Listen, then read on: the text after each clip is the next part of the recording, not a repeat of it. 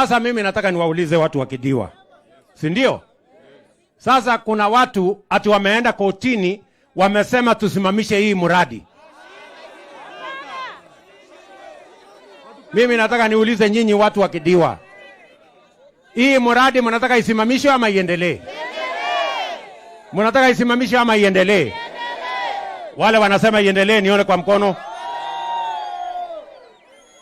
Mimi nataka niwaulize wale wameenda kotini.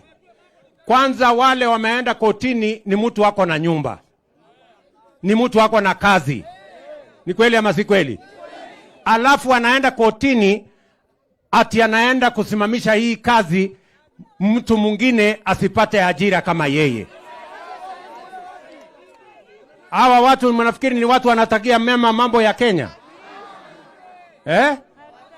Mimi nataka niwaambie wale wanapeleka maneno kotini.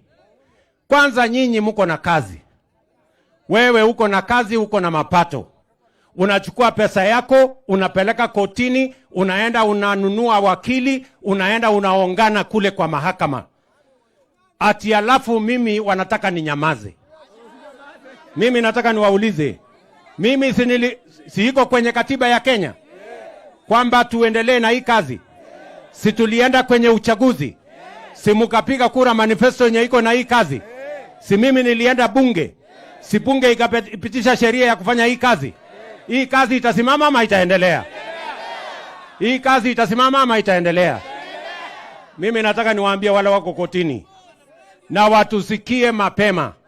Wale watu wameenda kotini, mimi nataka nikuzungumze na wao. Nyinyi ambao mko kotini mko na kazi. Watoto wenu wako na kazi. Nyinyi hamujawahi kulala njaa.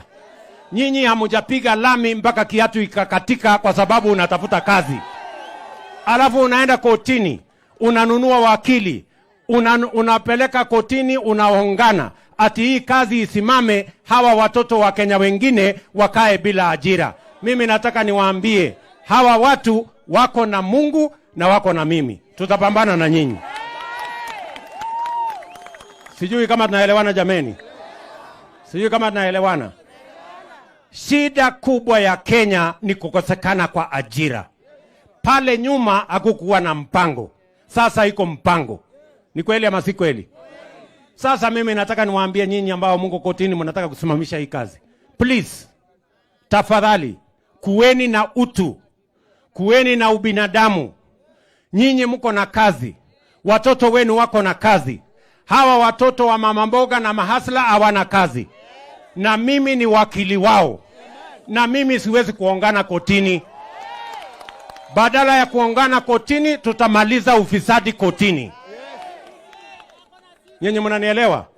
Ati kuna watu wengine wananiambia ati kwa sababu ile serikali ilipita ati walikuwa na budget ya kuongana kotini. Ati mimi niende nitengeneze budget ya kuongana kotini. Mnataka ati pesa yenu itumike ati kuongana kotini? Hiyo kazi haiwezi bwana, haiwezekani. Hakuna budget itatengenezwa ya kuhonga mtu yoyote kotini. Badala ya kuongana kotini, sisi tutamaliza ufisadi kotini.